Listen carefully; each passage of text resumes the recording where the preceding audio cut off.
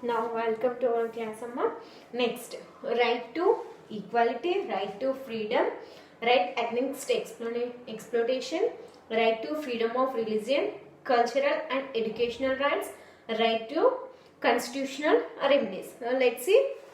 First one, right to equality. Next one ఏంటమ్మా, right to equality. Now, right to equality means equality before law, ruling out any prejudice on the basis of race, religion, caste, creed, gender, or place of birth. What is this, Amma? Right to equality all before of law. You know law and order. I think you hear that law and order. So law and order before అంటే law and order ముందు ఎవరైనా equal అంటే పెద్ద చిన్న ఎక్కువ ఉన్నవాళ్ళు లేని వాళ్ళు అంటూ ఎలాంటి ఫీలింగ్స్ ఉండవు. All are equal priority, all are given equal priority. Now next religions and రిలీజియన్స్కి కూడా ఈక్వల్ ప్రియారిటీ. నౌ నెక్స్ట్ క్యాస్ట్కి and gender and place of birth. These are the equal priority, mean right to equal priority. All are equal. This right also means an equality of opportunity with respect to employment, abolition of untouchability, and also abolition of titles. What is that, Tama?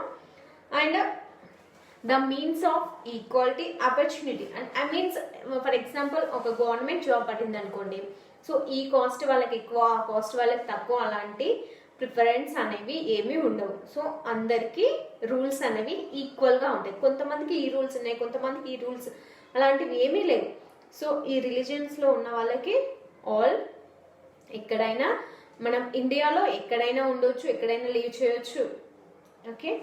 And employment, respect to employment. So employment కూడా అందరికీ ఈక్వల్గా ఉంటుంది. Now next one, right to freedom.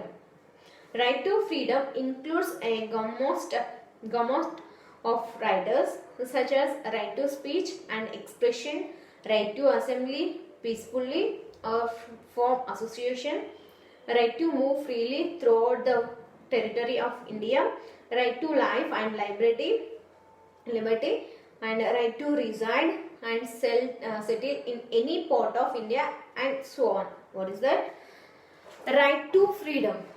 Right to freedom means it's a speech and expression. So మనము మాట్లాడడానికి కానీ మన feelings expression చేయడానికి కూడా ఎవరికి ఎలాంటి ఆబ్జెక్షన్స్ అనేవి ఉండవు. సో మన మాట, మన ఇష్టం, మన ఎక్స్ప్రెషన్, మన ఫీలింగ్స్ మనము ఎలాగైనా ఎక్స్ప్రెస్ చేసుకోవచ్చు ఎదుటి వాళ్ళకు. అలాంటి రైట్స్ అనేవి మనకు ఉన్నాయి, అలాంటి ఫ్రీడమ్ ఇండియాలో ఉంది. అండ్ మనము రైట్ టు అసెంబ్లీ అంటే మనం ఎక్కడైనా మీటింగ్స్ పెట్టుకోనికి, సో మన ఫ్రెండ్స్తో కానీ, అండ్ లోకల్ మీటింగ్స్ కానీ, రిలేషన్స్ మీటింగ్స్ కానీ, అండ్ రాజకీయాల వాళ్ళ మీటింగ్స్ పెట్టుకుంటారు కదా. సో మనము ఈ ఇండియాలో ఎక్కడైనా ఎలాంటి మీటింగ్ అయినా చేసుకోవచ్చు. అలాంటి ఫ్రీడమ్ కూడా ఇండియన్స్కి ఉంది. Now next peaceful are to from association. Now right to move freely through. So మన ఇండియాలో మనం ఈ కంట్రీ, ఈ స్టేట్ నుంచి ఇంకో స్టేట్కి కానీ, ఇండియాలో ఎక్కడైనా ఏ స్టేట్కైనా వెళ్ళనీకి ఫ్రీడమ్ ఉంది ఇండియన్స్కి. అండ్ ఇండియాలో ఏ ప్లేస్లో ఎక్కడైనా నువ్వు బ్రతకొచ్చు, ఉండొచ్చు, జాబ్ చేయొచ్చు.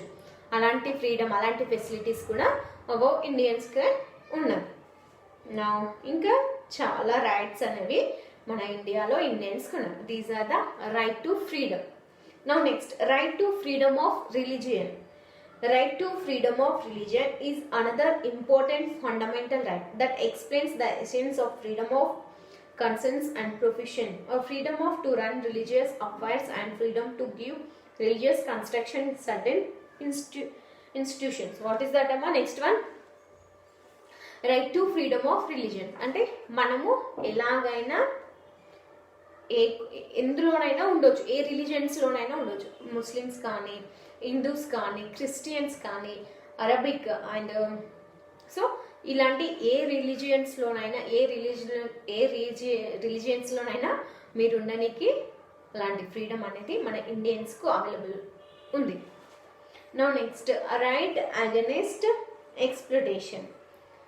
Right against exploitation talks about the banning of forced labor and prohibition of employment of children in various jobs. So what is that? And child labor. Child labours ఉంటారు కదా, చిన్న పిల్లల్ని తీసుకొని వెళ్ళిపోతుంటారు. సో అలాంటి తీసుకెళ్ళకూడదు. అలాంటివి మనము అంటే రైట్ అగెనెస్ట్గా మనము ఫైట్ చేయొచ్చు. Right labours, employment of childrens, వీళ్ళందరికీ మనము అగెనెస్ట్గా అంటే వాళ్ళకు వ్యతిరేకంగా అలా జరగొద్దు అని వ్యతిరేకంగా మనము ఫైట్ అనేది చేయడానికి కూడా మన ఇండియాలో ఫ్రీడమ్ ఉంది. నా నెక్స్ట్ ఏమో cultural and educational rights. Next one is what? Cultural and educational rights. These explains the preservation of language and cultural of minorities and right of minorities to establish educational institutions. So అంటే మనము ఎక్కడైనా ఎడ్యుకేషన్ని, మన కల్చర్ని మనము preservation చేయవచ్చు. అంటే మన language, ఏ language అయినా నువ్వు మాట్లాడవచ్చు. ఇండియాలో తెలుగు మాట్లాడవచ్చు, ఇంగ్లీష్ మాట్లాడవచ్చు, హిందీ మాట్లాడచ్చు. And cultural of minorities. So నువ్వు ఎలాంటి డ్రెస్సింగ్ అయినా, నువ్వు ఎలాంటి కల్చర్లో అయినా ఉండడానికి ఫ్రీడమ్ ఉంది.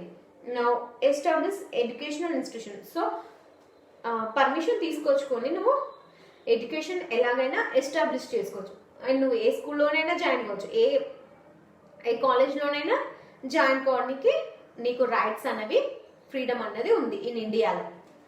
నా నెక్స్ట్ అమ్మా right to constitutional remedies. Next one right to constitutional remedies.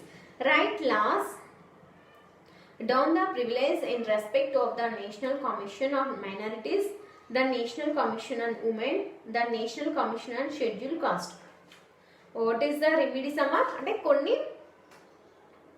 Remedies అనేవి మన ఇండియాలో ఉన్నాయి. What is that? National commission on minorities అంటే మైనారిటీస్ మ్యారేజ్ చేయకూడదు, అలాంటి ఒక రెమెడీస్ ఉంది.